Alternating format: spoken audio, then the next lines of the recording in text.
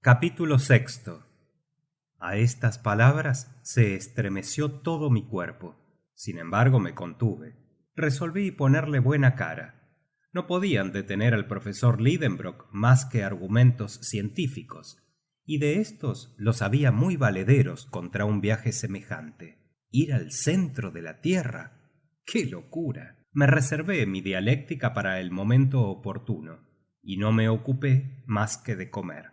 No hay necesidad de decir que mi tío, al encontrarse con la mesa vacía, echó de su boca sapos y culebras. Devolvió la libertad a Marta, y ésta corrió al mercado con tanta diligencia que 1 hora después mi apetito estaba satisfecho, y entonces recobré el sentimiento de la situación. Mi tío durante la comida estuvo casi jovial, permitiéndose alguna de esas chanzonetas de sabios, que nunca son muy peligrosas. Después de los postres me indicó que le siguiese a su gabinete, y le seguí al momento. Él se sentó a un extremo de su mesa de despacho, y yo al otro. Axel, me dijo con una voz bastante afable, eres un muchacho de mucho ingenio. Me has prestado un gran servicio cuando, cansado ya de guerra, iba a abandonar esa combinación. Nadie es capaz de saber hasta dónde me hubiera extraviado. Es un servicio el que te debo, que no olvidaré nunca, y participarás de la gloria que vamos a conquistar. Bueno, dije yo para mí, está de buen humor y la ocasión es oportuna para discutir esta gloria. Ante todo, prosiguió mi tío, te recomiendo el secreto más absoluto, ¿me entiendes? No me faltan envidiosos en el mundo de los sabios, y muchos quisieran emprender este viaje, de cuya posibilidad no tendrán noticias hasta nuestro regreso. ¿Creéis? Le dije, ¿que es tan grande el número de los audaces? Indudablemente. ¿Quién vacilaría en conquistar semejante fama? Si ese documento fuera conocido, un ejército entero de geólogos se precipitaría en pos de las huellas de Arne Saknussemm. No participo de vuestra opinión, tío, pues nada prueba la autenticidad de ese documento. ¿Cómo? ¿Y el libro en que le hemos descubierto? No niego que Saknussemm haya escrito esas líneas, pero se deduce de que las haya escrito que haya realmente llevado a cabo el portentoso viaje. ¿No puede ese rancio pergamino ser todo una farsa? Esta última palabra era algo aventurada, y casi sentí haberla pronunciado. El profesor frunció el entrecejo, y yo temí haber comprometido el éxito que esperaba de la conversación. No fue así, afortunadamente. Esbozóse una especie de sonrisa en los labios de mi interlocutor, el cual respondió: Eso es lo que veremos. Exclamé yo algo vejado. Permitidme apurar la serie de objeciones relativas a ese documento. Habla, muchacho, no me opongo. Te dejo en entera libertad de expresar tu opinión. Tú no eres ya mi sobrino, sino mi colega. Adelante, pues. Pues bien, ante todo, os preguntaré qué significa ese Ióculo, ese Sneffels y ese Scartaris, de que no había oído hablar en la vida. Nada más fácil. Precisamente recibí días atrás una carta de mi amigo Augusto Petermann, de Leipzig, que viene a pedir de boca. Toma el tercer atlas del segundo estante de la librería grande, serie Z, lámina 4. Me levanté y, gracias a indicaciones tan precisas, encontré al momento el atlas que buscaba. Mi tío lo abrió y dijo: He aquí el mapa de Henderson, uno de los mejores de Islandia, y creo que él va a resolver todas tus dificultades. Me incliné sobre el mapa. Mira esta isla compuesta de volcanes, dijo el profesor, y nota que llevan todos el nombre de Jökull. Este nombre quiere decir ventisquero en islandés. y bajo la latitud elevada de Islandia, la mayor parte de las erupciones se verifican por entrecapas de hielo. Tal es el origen de la denominación de Jökull aplicada a todos los montes ignívoros de la isla. Bien, respondí, pero ¿y Sneffels qué significa? Creía que esta pregunta quedaría sin respuesta. Me equivoqué. Mi tío prosiguió. Sigue la costa occidental de Islandia. ¿No ves Reykjavik, su capital? Pues bien, remonta los innumerables fiords de esas orillas roídas por el mar y detente un momento debajo del 75 grado de latitud. ¿Qué ves? Una especie de península que parece un hueso descarnado y termina en una enorme rótula. La comparación es justa, muchacho. ¿Y nada ves en esa rótula? Veo un monte que parece haber brotado del mar.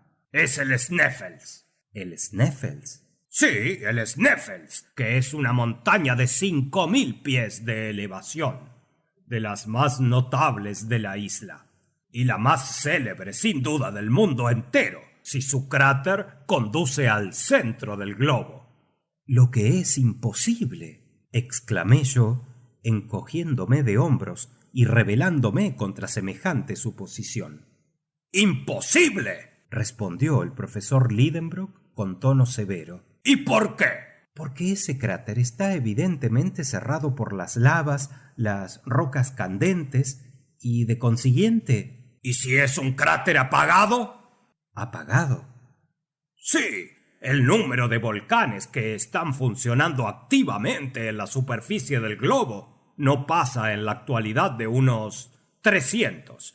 Pero hay un número mucho mayor de volcanes apagados. El Sneffels se cuenta entre estos últimos, y desde los tiempos históricos no ha tenido más erupción que la de 1219, apaciguándose después poco a poco sus violencias, hasta que ha sido borrado del catálogo de los volcanes activos. Nada absolutamente tenía yo que responder a afirmaciones tan concluyentes, por lo que procuré sacar partido de las demás oscuridades que contenía el documento. ¿Qué significa?, pregunté, la palabra Scartaris. ¿Y qué tienen que hacer en el documento las calendas de julio? Después de algunos momentos de reflexión, que fueron para mí un instante de esperanza, mi tío me respondió en los siguientes términos. Para mí, lo que tú llamas oscuridad es luz.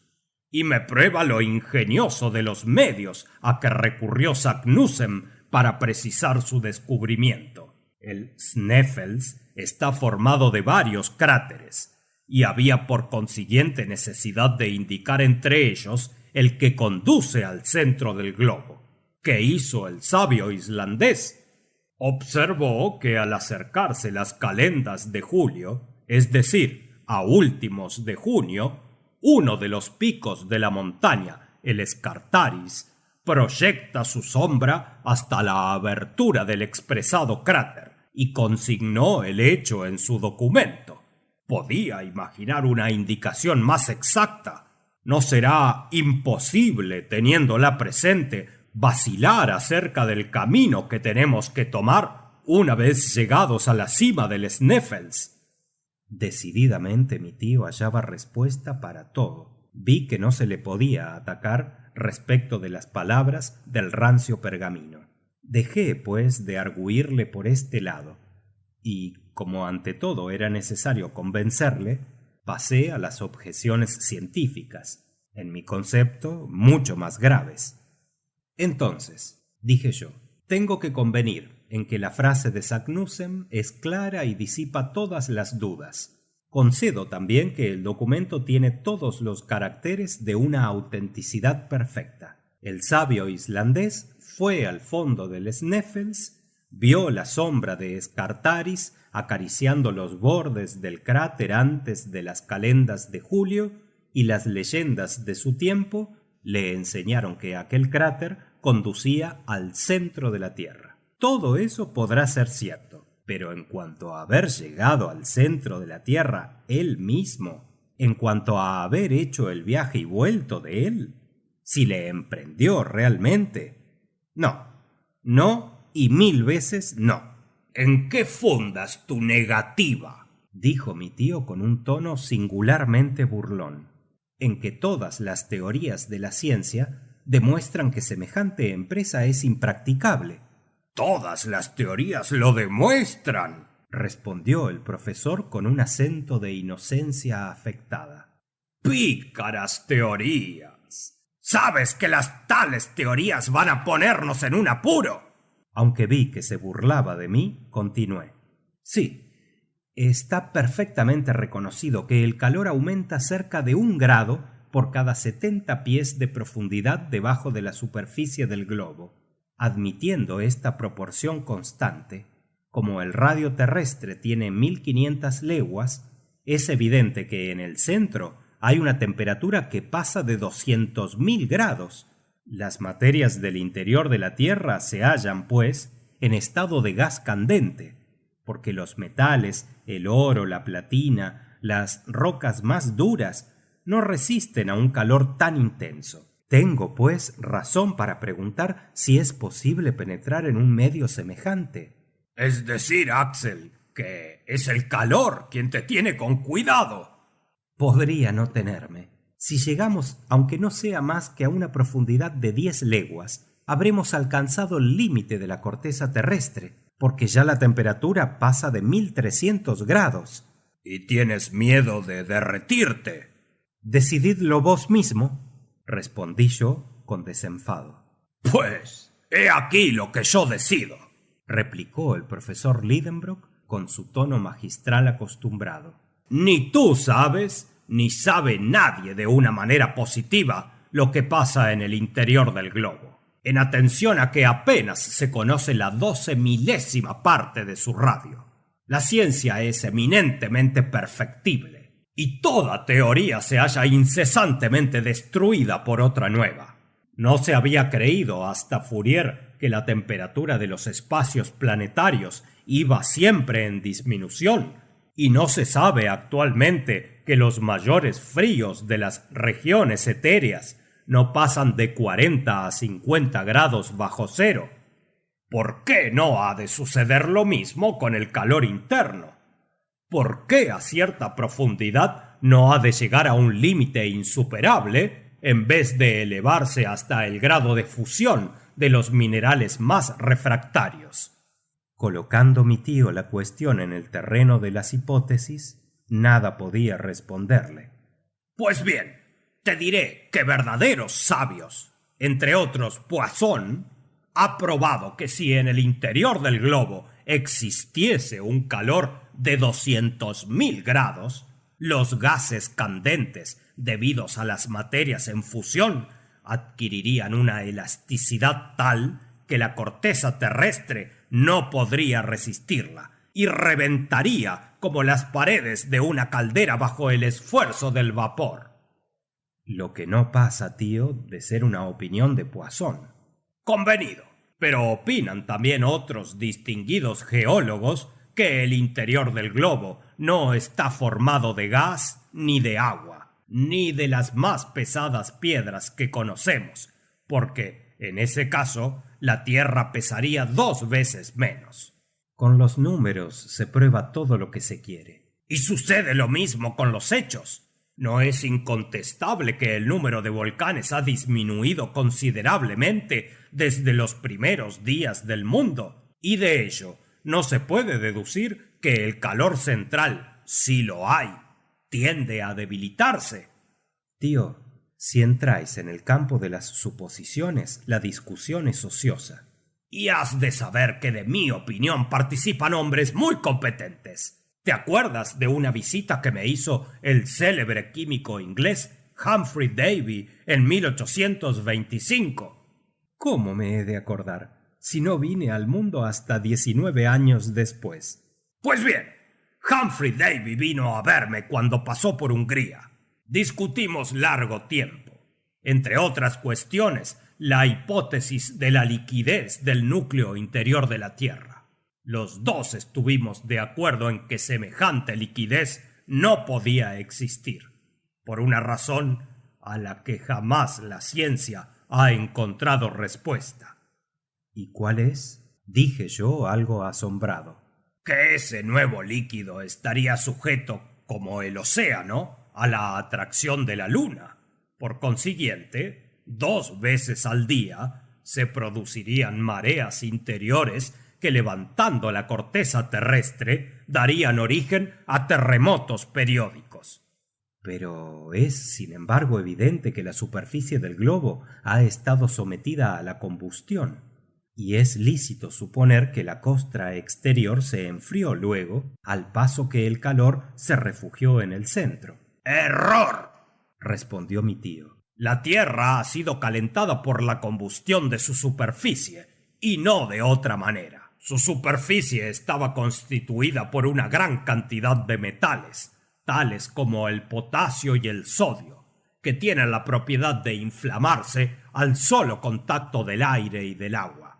Estos metales ardieron cuando los vapores atmosféricos se precipitaron sobre la Tierra formando una lluvia, y poco a poco, al penetrar las aguas en las hendiduras de la corteza terrestre, determinaron nuevos incendios con explosiones y erupciones. De aquí los volcanes tan numerosos en los primeros días del mundo. La hipótesis es ingeniosa, exclamé yo a pesar mío. Y Humphrey Davy me la hizo tocar, aquí mismo, en este mismo despacho, por medio de un experimento muy sencillo. Compuso una bola metálica formada principalmente de los metales de que acabo de hablar, la cual figuraba perfectamente nuestro globo. Cuando hacía caer sobre su superficie un tenue rocío, la bola se hinchaba, se oxidaba y formaba una montaña en miniatura, en cuya cima se abría un cráter.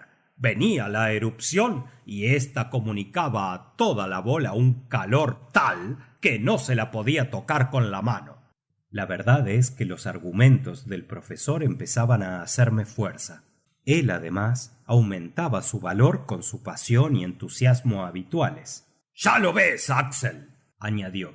«El estado del núcleo ha suscitado entre los geólogos hipótesis diversas. No hay nada que esté menos probado que la realidad de un calor interno. En cuanto a mí, no existe. No puede existir. Pero ya lo veremos. Y, como Arne Sagnussem, sabremos a qué atenernos respecto de una cuestión de tanta trascendencia». «Sí, lo veremos», respondí, dejándome arrastrar por su entusiasmo. «Sí, lo veremos, en el supuesto de que se vea». «¿Y por qué no? No podemos contar para alumbrarnos con fenómenos eléctricos y hasta con la atmósfera, la cual, por su presión, puede volverse luminosa al acercarse al centro». «En efecto», dije yo, «eso es muy posible». «No posible, sino seguro», respondió triunfalmente mi tío. «Pero silencio, ¿entiendes? Silencio sobre todo esto, y que a nadie se le ocurra la idea de descubrir antes que nosotros el centro de la Tierra». Fin del capítulo 6.